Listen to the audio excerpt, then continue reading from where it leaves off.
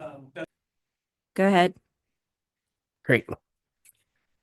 Good morning, everyone. Welcome to the Marin Municipal Water District Finance Administration Committee meeting of February 26, 2026. May I have a roll call, please? Aye. Here. Thank you. That's it. Okay. Ranjiv will be on the way, and unfortunately, Diane couldn't make it. Diane couldn't make it today. Uh, great. Any public comments on non-agenda items? There are none. Terrific. So we'll move on to our regular items, minutes for the Finance Administration Committee meeting of January 26th. Any comments? No comments from me? I'm good. You're good with the Yeah, minutes? I Okay. am. I don't think it's a vote. Is it a vote to approve them? No, they can just be accepted Okay. by the committee if there are no Accepted. changes. Okay, great. Uh, with that, we will move on to item 3B, our monthly financial update with Brett Uppendahl. Thank you. Good morning, Vice Chair Smith. I'll pull up the presentation here.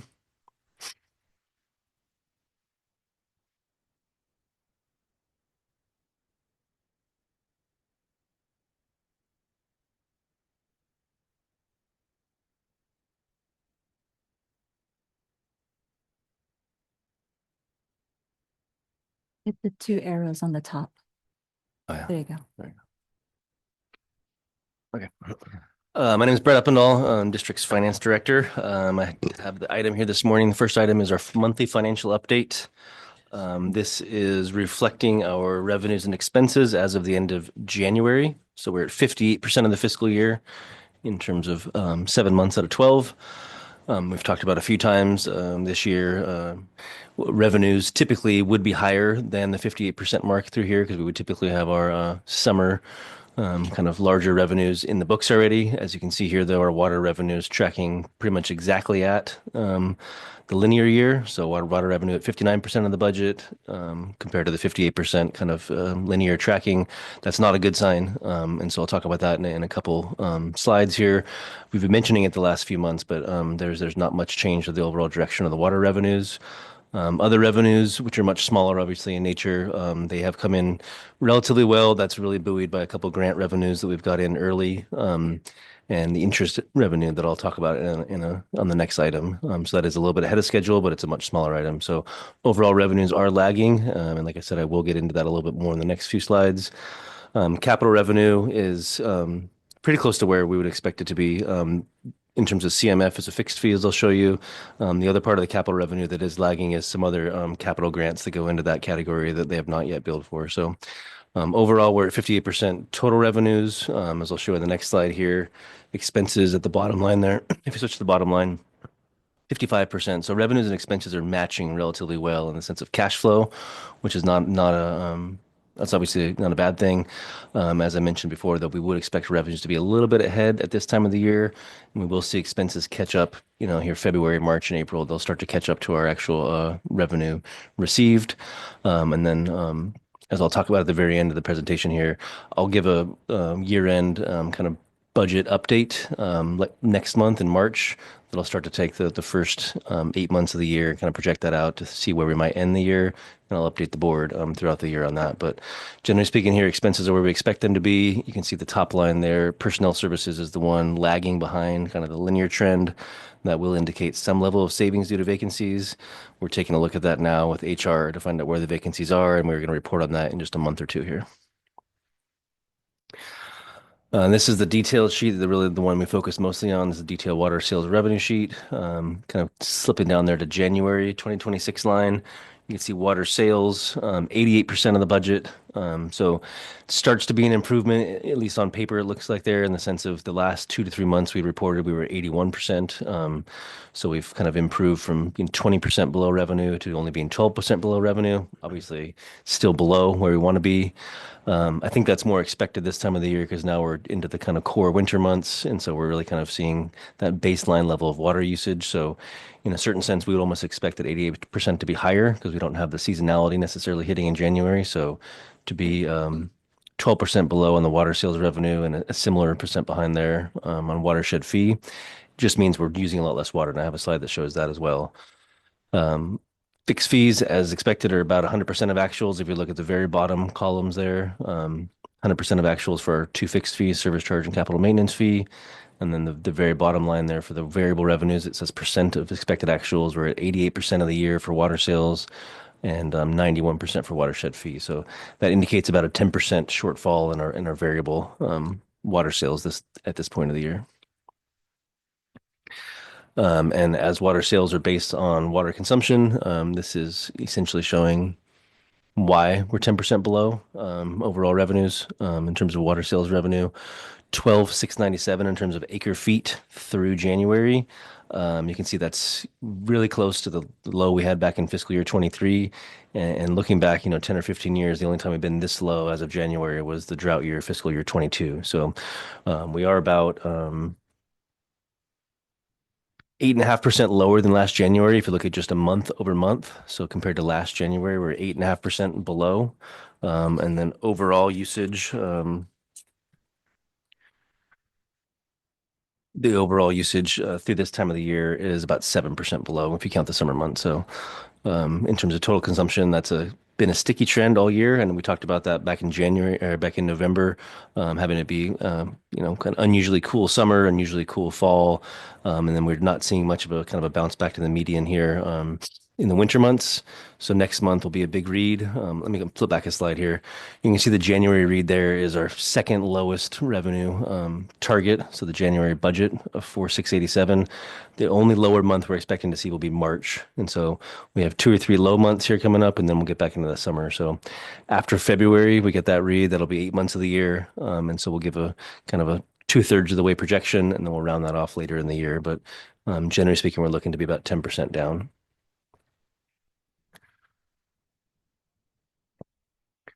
So just to wrap it up again, not much new news here. It's really continuing the trend throughout the first 7 months of our fiscal year. We're 9% below the budget in rate revenues.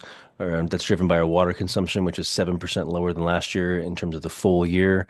And then that is about 8% lower than the 10-year average. And that was that last dotted line that I had here, the 10-year average. It's cut off there a little bit on the side, but we're about 8% below our 10-year average through this time of the year.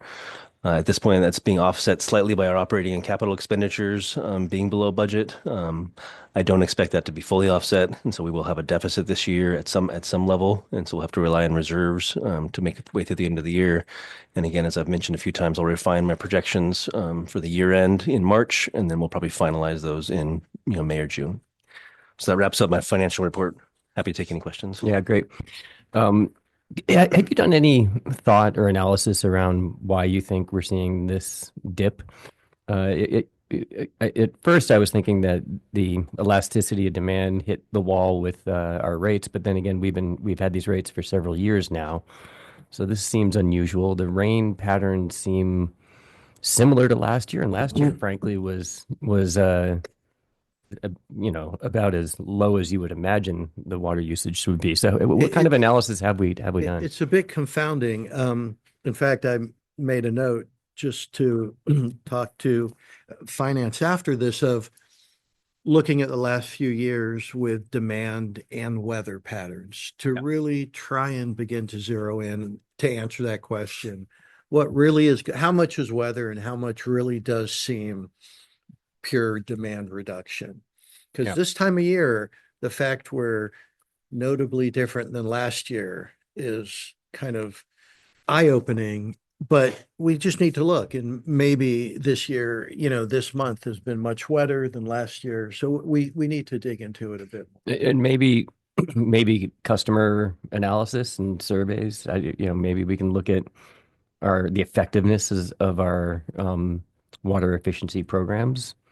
Maybe they're finally kicking in and people get it. Maybe it's weather. Maybe, is it they're finally realizing the impact of bills, but we should get our arms around it.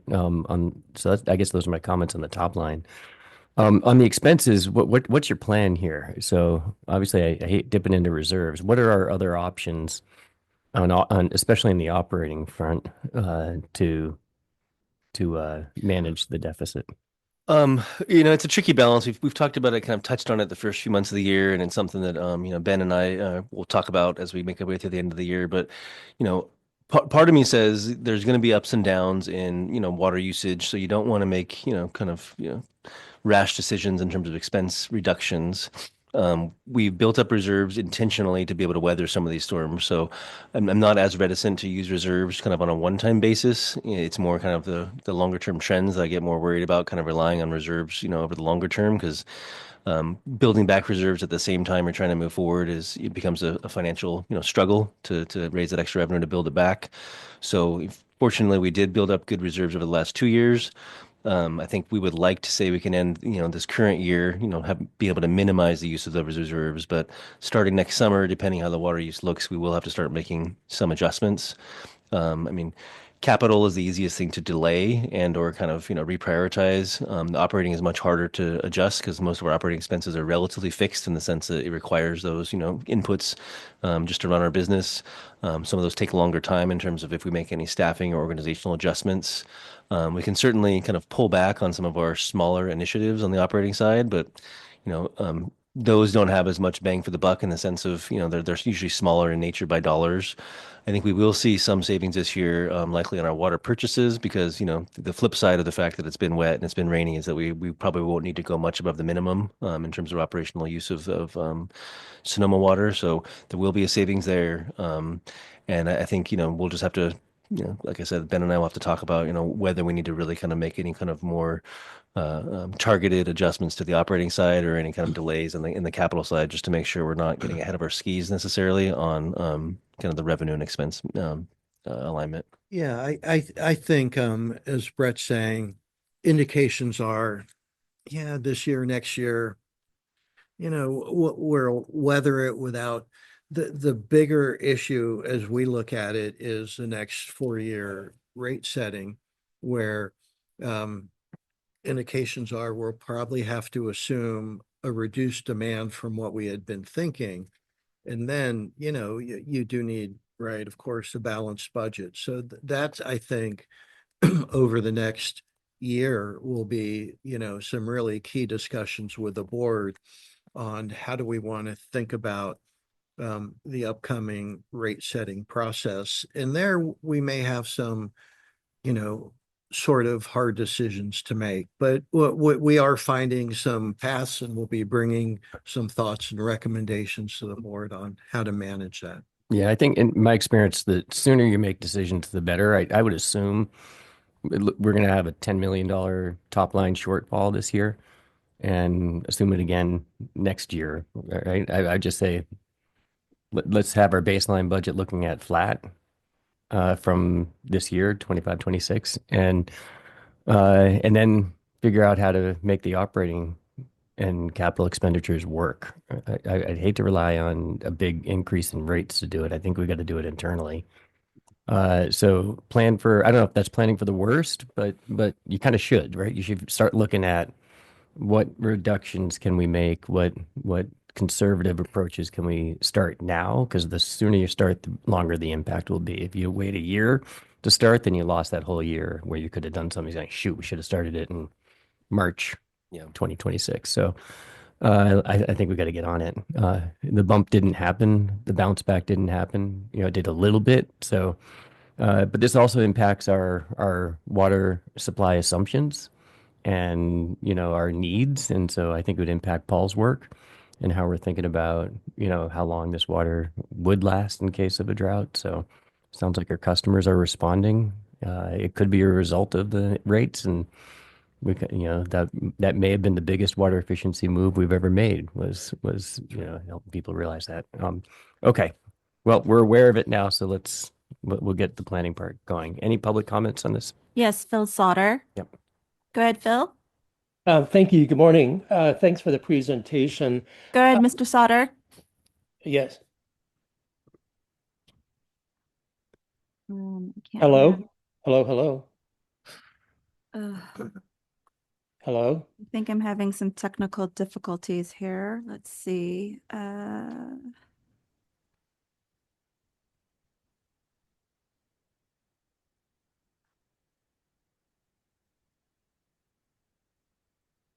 Actually, hold on. I'm going to do it another way. Hold on, Mr. Sauter.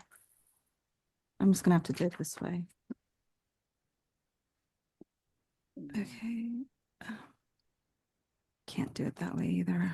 Dang it. Right. No, it's from here.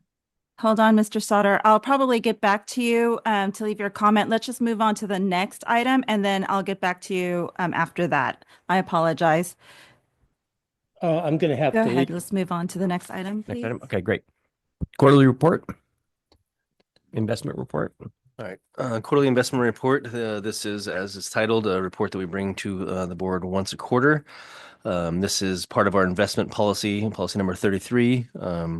This reflects our financial investments as of December 31st, 2025. And overall, we have pooled cash carrying a market value of 122.8 million at the end of December. That is primarily, or about 60% of that is in LAIF, which is the local agency investment fund.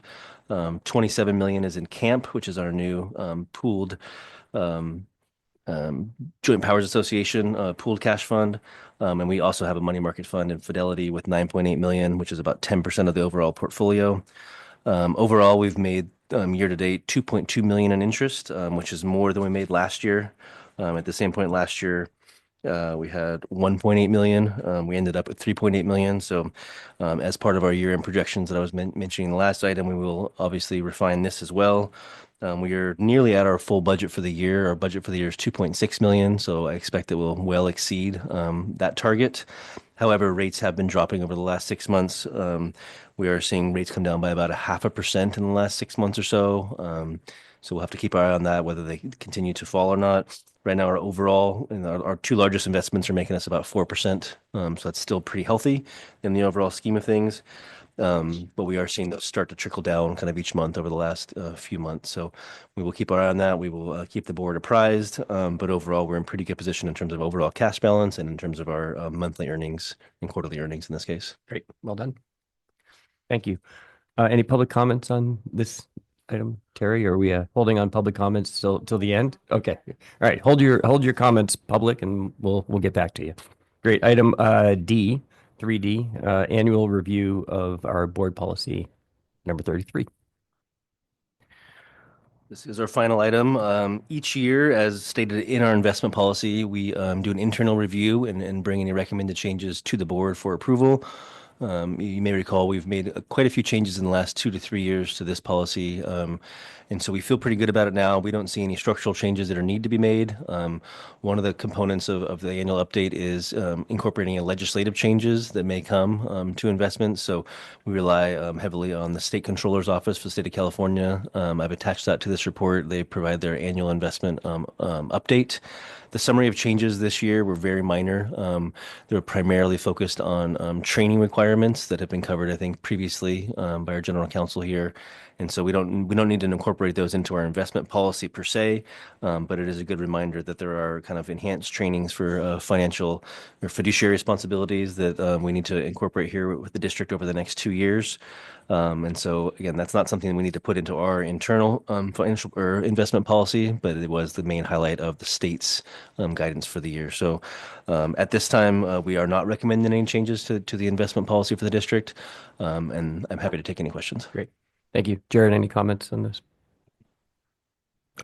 No comments. I think the financial training requirements that Brett's talking about, we'll be informing the board of those. There are certain requirements for public officials who manage public investments. So there will be some filing changes for Form 700s, where for those individuals, it'll be a direct filing with the FPPC rather than with the district and then the county. So we'll be in touch about that. You were going to get back to us. We had some questions after the last report out on the changes, or at least I had one with, what does it mean to have an investment in a public agency? And Okay. like as an example, some of my LPs are pension funds, and so how far removed am I from being actually impacted by that? So we'll look at those things. Okay. Sounds Thank you. Is Phil Sauter the only one that had public comments? Maybe we could even put him on cell phone if you want. Yeah, Phil Sauter was the only one that had public comments. The people on Zoom can hear him. Yep. We can't hear him for some reason. Okay. On internal. So we're working on it right now. I'm not too sure what we're planning to do. If anything at this moment, You could call a cell phone and. Yeah, put it on. Phil, is it possible? Can you just call in that way? Our phone number to this meeting is on our website. I think it's going to be the same. To call in. Okay. All right. Yeah, it will be the same issue. Okay. So Yeah. Yeah. do we have them? submit- Why don't, Phil, do me a favor? Can you call this number? 415-891-5811. Adrian, there's just one. Yeah, there's only one comment. There we go. Thank you, Phil. Okay, go ahead. All right. Hey, thanks for all the technical leisure domain there. I can you hear me okay? Phil, Yes, can you? go ahead. Okay. The last few months I've been working with some groups throughout the state regarding the upcoming water management plans. And what we're finding throughout the state is that a lot of water districts have a history of forecasting higher usage than they're actually getting these days. And sometimes they use those numbers to justify capital projects, and sometimes they're just trying to, be safe in terms of having enough water supply.